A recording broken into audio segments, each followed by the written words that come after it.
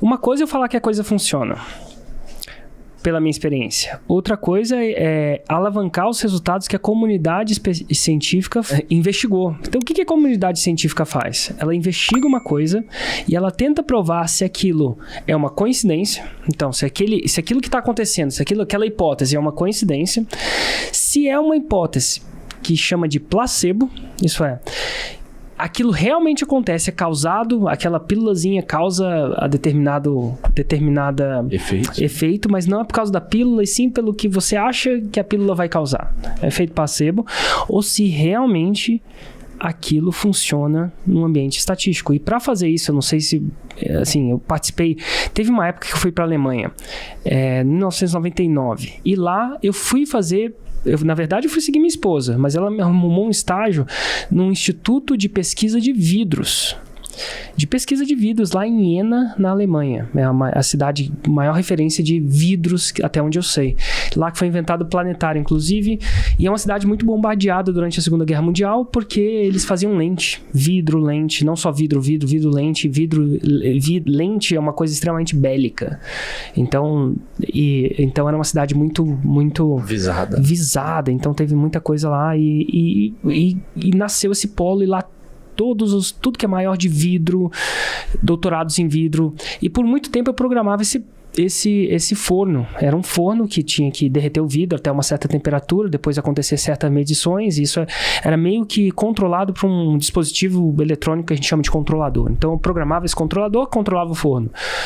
Mas o mais interessante era uma vez que a gente colhia os resultados, era 20% do trabalho. Depois de 20% daquele trabalho, os caras iam para entender o que aqueles resultados diriam.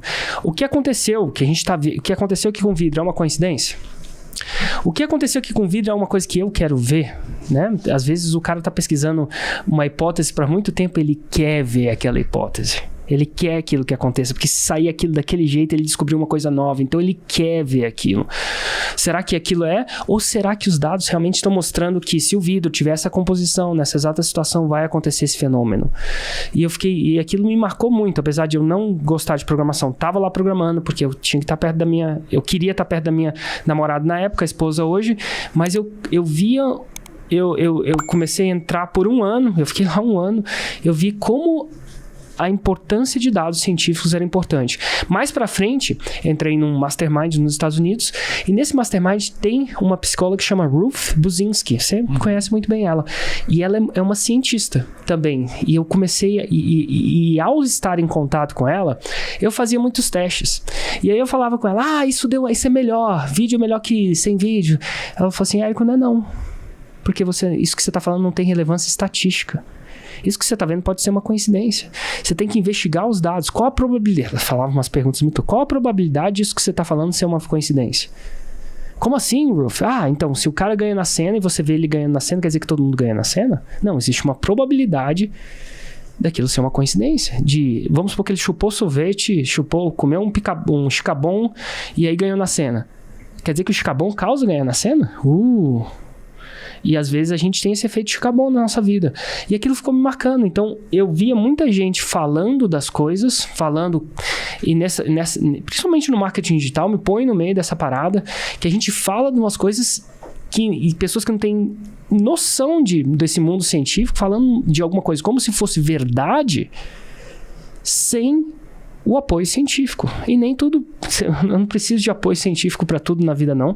Mas a ideia de trazer esses estudos científicos se há estudos científicos na coisa, por que não trazer essas evidências científicas? Essas pessoas que passam 10, 20, 30 anos trancadas num laboratório. Não passa 10, 20 anos. Dedicando a vida delas para descobrir um certo fenômeno. Por que a gente não traz isso para que simplesmente, ao invés de simplesmente falar, seja específico, a sua vida vai melhorar. Então foi a ideia de trazer esse embasamento. Então, se há embasamento científico, eu quero trazer. Acho que faz sentido pra gente. Agora, dá um trabalho, mas eu também ganho com isso. Porque ao trazer isso, eu ganho mais o quê? Credibilidade. E eu sentia falta disso no marketing, né? Porque a gente falava muito sem evidência científica. E quando eu falo a gente, eu posso falar por mim e por alguns outros players, mas eu não quero botar a culpa neles, não. Eu falava muito sem evidência científica. E por que eu falava muito sem evidência científica? Porque dá trabalho.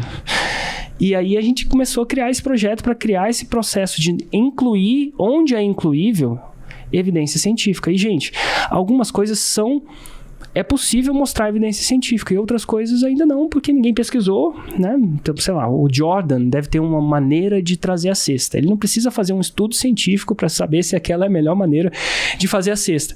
Então, assim, eu não baseio todas as minhas decisões em evidência científica, mas quando há, eu acho que é muito legal buscar e trazer para a audiência. E assim, aumentar a minha credibilidade.